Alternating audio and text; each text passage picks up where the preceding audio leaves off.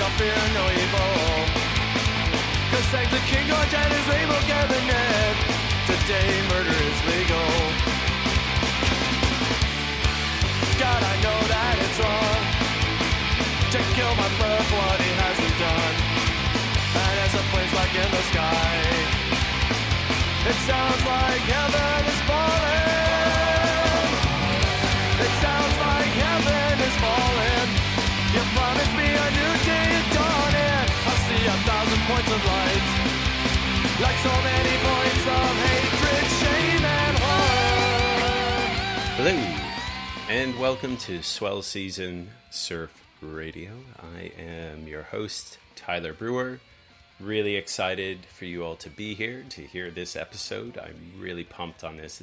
It's a real banger of an episode, I think.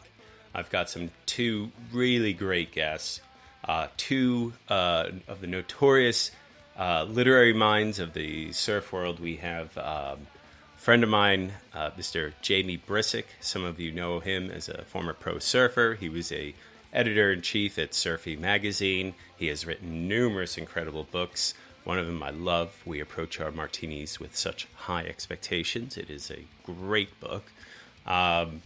And he did also the Westerly Windia book. And then, so we have Mr. Brisick on. We're going to talk a little bit about coronavirus and what he's seen in LA. And then I move on to this gentleman. Some of you know him as the editor-in-chief, the writer, and provocateur of Beach Grit. This is Mr. Chaz Smith that we have on the show, and I am really excited. We have a really fun back and forth.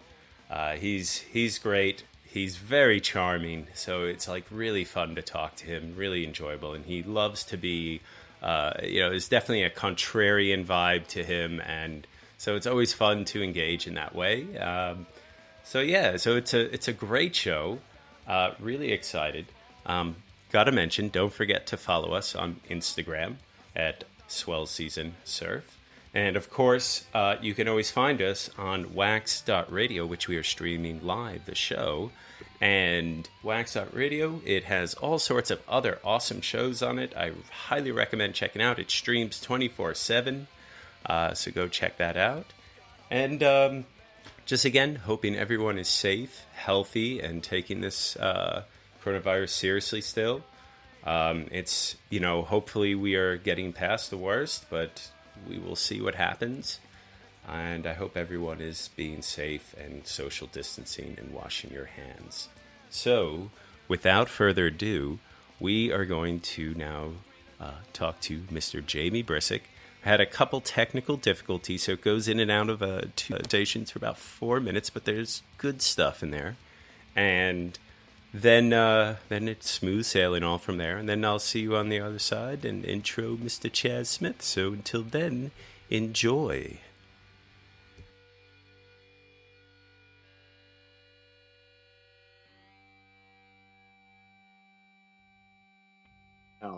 So there's and then the weather's been really kind here, so I definitely think it's unfair for me to sort of say I've been doing great, because I know a lot of people have not.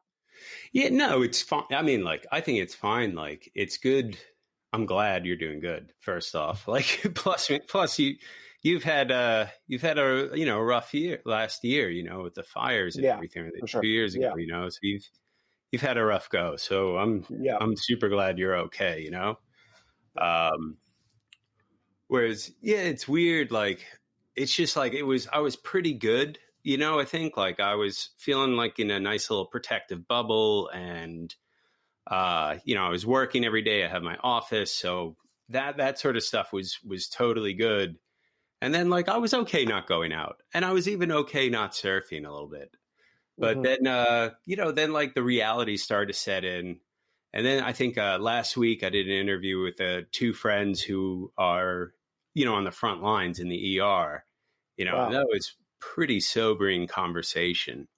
I'm sure. Those guys, it's they got families. Their wives are both, also in the ER working. So it's whew. I guess so all that stuff started to accumulate, and I definitely feel I felt more emotional, I guess, over the last few days. No, and that makes sense. I mean, for so many of us, this has like created this sort of surplus of time, and I say that with the bias. I don't have children. I know a lot Yeah. of folks have their kids home, and that's a whole full time gig. Yeah. But I don't have kids but either. So, yeah. yeah, but definitely, I think for a lot of us, or at least a lot of the people I know, there's been a kind of slackening of duty, or I mean, people are sort of in their pajamas all day long. Yeah. Which is very, very different to the healthcare workers who, have been like called to duty in crazy ways. So yeah, I feel for them, and I hear what you're saying. No, no problem at all. No problem at all.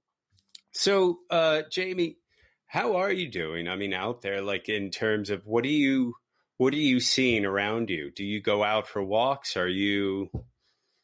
Yeah, I've been walking every day. I'm in Los Angeles, and I mean, here's the thing: is it was probably a month ago now. We had this incredibly sunny weekend Mhm. where we just the whole like sort of shelter at home, stay in place, quarantine started, but so many people went to the beach because it was a beautiful day in Los Angeles, and it was just sort of a mockery of the self quarantine.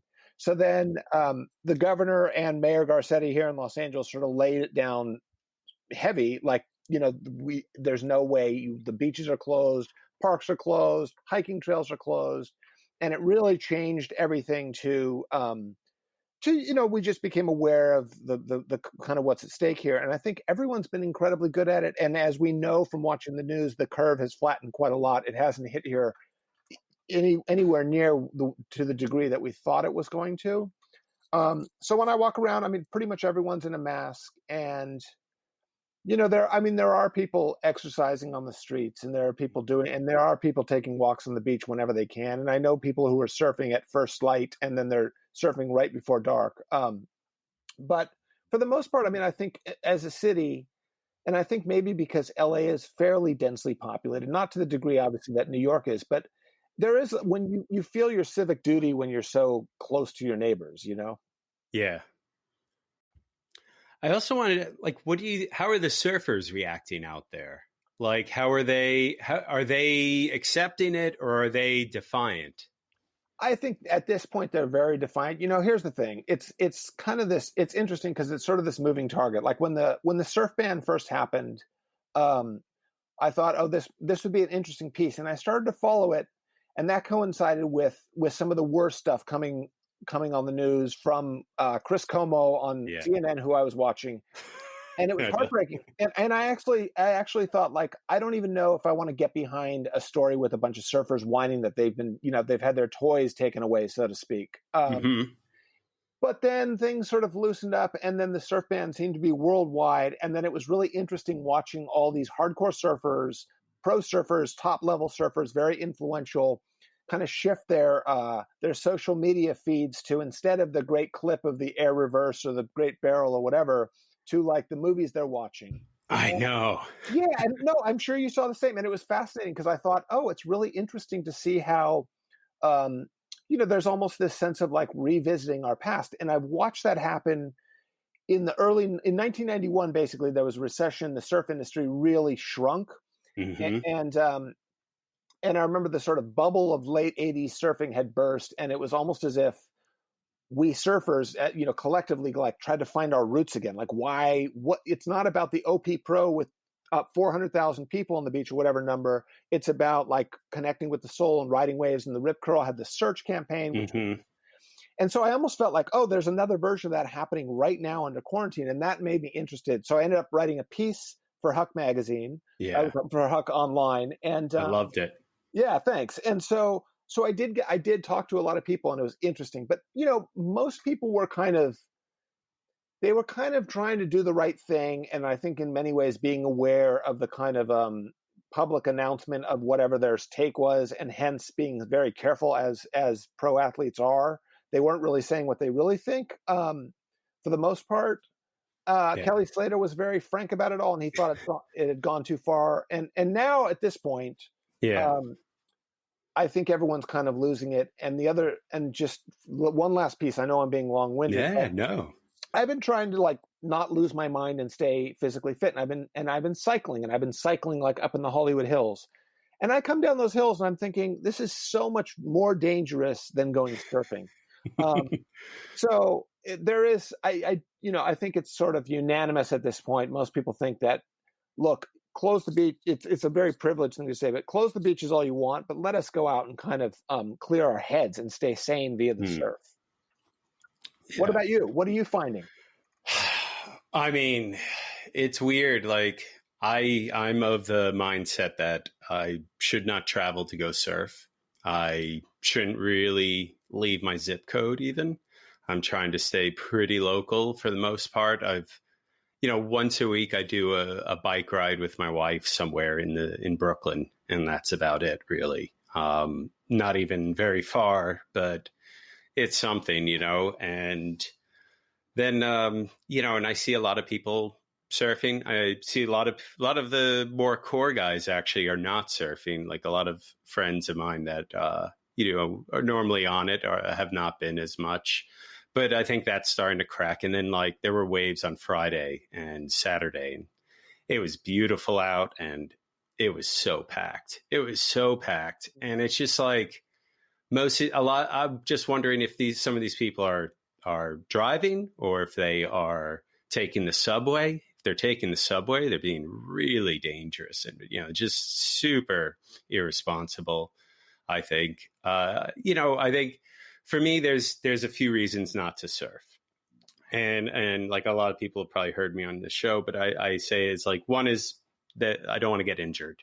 I'm trying not to get hurt. And I just know like Murphy's Law and like, if I go somewhere where there are people, I just don't trust the people more so. I trust my abilities. It's the other people I don't trust.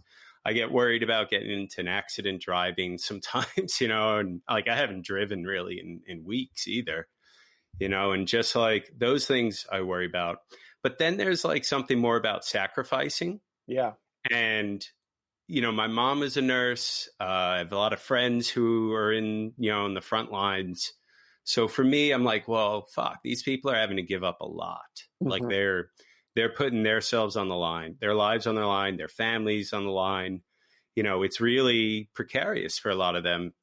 And not only that, but we don't even know if the states are going to be able to pay them in like 6 months. That's also a whole thing too. So it's just like, I feel like, wow, if me not going surfing and not going places really will help slow this down, speed up the process and, really lower the amount of stress and strain that's putting on all of them, I can hold out. They're sacrificing so much more. It's just surfing. I love to surf.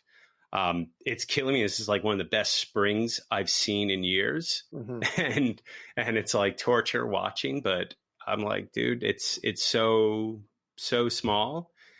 And I also know a lot of people here in the city living in very small, cramped spaces. Like imagine if you were stuck in your old place in the city for mm-hmm. this long. Yeah. Like that. That's, and those people aren't complaining. And so when I see people on the West Coast, particularly Southern California, I'm like, like it's not that big a deal. It's just surfing. And then the other thing I feel is like when they start to feel targeted by the mm-hmm. police and this whole argument about being like, oh, it's unfair. They're targeting surfers. I don't know if they realize like how ridiculous that sounds. Cause I have probably a bunch of neighbors here mm-hmm. who are minorities and African-Americans who would say, dude, that's my life every day. Yeah. No, I get targeted, for just walking down the street. And these, I love how white people get all enraged when they feel they're being targeted. And you're like, dude, like, you don't understand how privileged you have it. So to complain about this, like, are you going to join the fight now to help Black Lives Matter? Are you going to support those causes? Because